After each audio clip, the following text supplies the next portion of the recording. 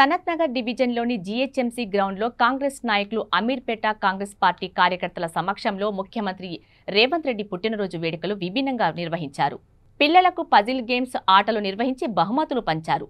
ఈ ఆటల్లో మహాత్మా గాంధీ, రాజీవ్ గాంధీ, సోనియా గాంధీ, ఇందిరాగాంధీ ముఖ చిత్రాలతో కూడిన పజిల్ గేమ్స్ నిర్వహించారు. ఈ ఆటల్లో పిల్లలు ఉత్సాహంగా పాల్గొన్నారు.